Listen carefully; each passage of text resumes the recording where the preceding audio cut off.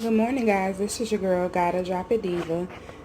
So this morning I got up and I said, you know what, I need to really start making more videos because I'm doing the weight loss journey, but I'm not doing the videos, and I said I need to get better with that. So this morning I decided to make a strawberry smoothie. I got the recipe off of Pinterest. I'm a huge fan of Pinterest. Like, that's my go-to for everything. I usually make a strawberry smoothie, but this one is a little different. So I'm going to show you how it's made, and I'll also let you know how it tastes. So all the ingredients you see is what's required for this recipe. So we have a bag of strawberries. The recipe calls for 14 strawberries, and I'll try to include the link below for the recipe. Also, it includes one banana. Usually what I do, I buy fresh produce, and then when it gets close to going bad, I just put it in the freezer. So one banana, got some soy milk, some rolled oats. I have some pure vanilla extract, and it also calls for some sugar, which I'm omitting. The bananas will be sweet enough for me. And I'm using my NutriBullet. So I'm going to go ahead and get started. So I've already measured out the roll oats. So this is a half a cup of roll oats. So I'm just going to drop it in my cup. Alright. And then I have a half a teaspoon of pure vanilla extract. Never had that in there before, but we'll see how that goes. I forgot I need to stir. And then I'm going to add, I guess it would have helped if I would have opened up the bag. Forgot that part.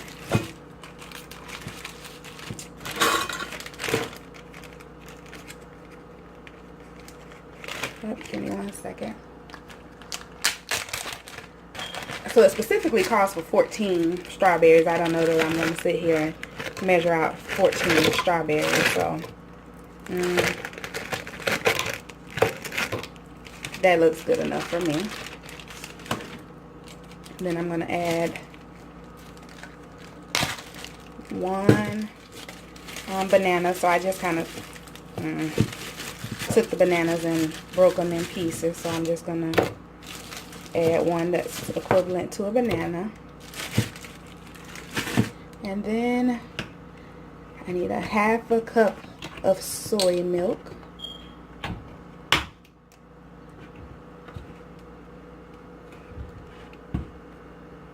By the way, guys, I have bought me a digital camera, so hopefully I can get to really vlogging soon, as soon as I get time anyway. So this is a half a cup of soy milk that's going in, and that is it. So now I'm just going to go ahead, put it in a NutriBullet. I hope it's not thick. I don't like my smoothies that thick, but give me 1 second so I can put the top on here.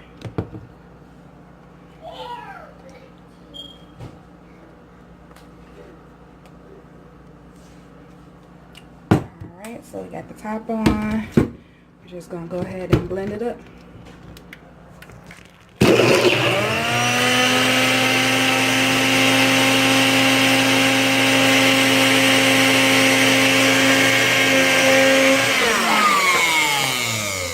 I could tell already that's not going to be enough milk because it didn't even do anything.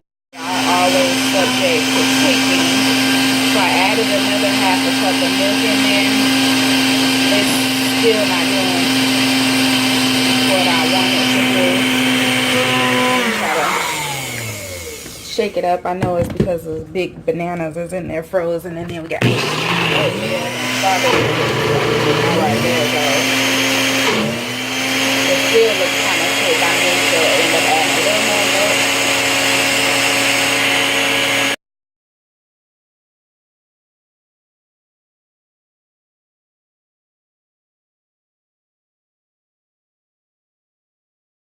So this is I haven't decided if it's going to be my lunch or dinner today, but I'm creating, it's called a chicken steamer. So it's going to be steamed vegetables, sauteed chicken, and a baked potato.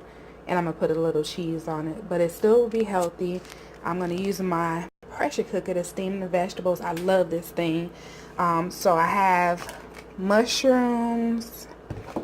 I brought a pack of fresh broccoli and cauliflower. And then I have some carrots I'm adding. I think it calls for green peppers. But all I have is red, so I'm going to use that. And basically where I got this recipe from, I used to work at a restaurant and they had this steamer and it used to be so good. And I thought, why don't I recreate this for my weight loss journey? So I'm going to wash up my vegetables, cut up the peppers, and I will be back. I cut up about 7 red peppers. Like I said, it's supposed to be green, but a pepper is a pepper, I think. These are baby bella mushrooms, so I did about 1.5 cups of these. There's a cup of carrots, and then there's the bag medley of cauliflower and broccoli. So again, I just want to state, the Power Cooker XL didn't pay me to show this pressure cooker, but I love it. My grandfather actually bought it for me last year for my birthday, and I let it sit in the closet for 6 months before I decided to put it to use.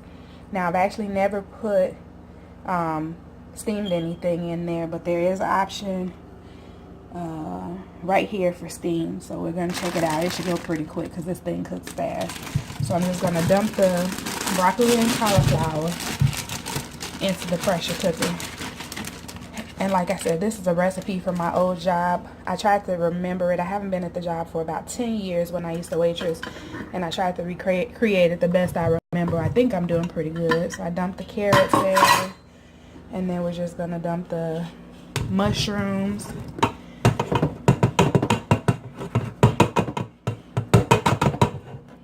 And peppers in there. And when I tell y'all, this is so good. It's going to be so good. And I haven't seen anybody do any recipe like this on their channel, so I definitely hope you all enjoy. So I'm going to put the steamer lid on. I'm going to lock it in place. Make sure the pressure cooker is closed, and then I'm going to put it on steam for about, I guess I can only do 10 minutes for steam. So I will start on my chicken and I'll be back. Hey guys, here's the finished masterpiece of the vegetables. They are all done. All it took was 10 minutes in the pressure cooker XL. So I'm still working on the chicken, so I will be back. Guys, I'm back. Hopefully my memory won't fill up and let me get through this video. So I have some chicken tenders that I've washed off, and I patted them with paper towel to get some of the moisture out. I'm just going to sprinkle a little salt and pepper on each side. I really don't measure it, just a little bit. I'm going to flip it over and do the same thing.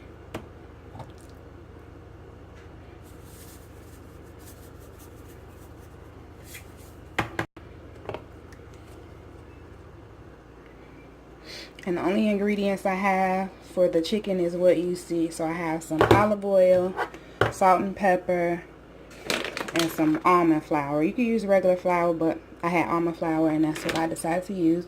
So you just sprinkle the chicken. This is about 2 tablespoons of almond flour I just used, and we're just going to use this to saute the chicken. Just kind of cover it evenly. It doesn't have to be like all over. You just want to have that little crispiness to it, and then flip it over and sprinkle the remainder. You can use a little more almond flour. I'm not. I'm just gonna work with what I have and just pat it in. Alright, rinse my hand off. It's really simple. Alright, so I'm going to move over to my stove. Alright, so I have my, I used a little skillet because there wasn't that many to cook, but give me 1 second. Hope my skillet's, you know what? I had the skillet on a while, so I'm going to rinse it out and then I'll be back because I don't want my olive oil to burn. Sorry about that. I didn't want my skillet to burn because I put the skillet on the stove and turned it on way before I even did this. But I'm just going to eyeball, I guess about a, I know that's a little bit more than a tablespoon of olive oil. And just coat the skillet. And this is really quick too. My baked potato, I'm just going to throw it in the microwave. It is so good. It's my second time this week making it. That's how good it is.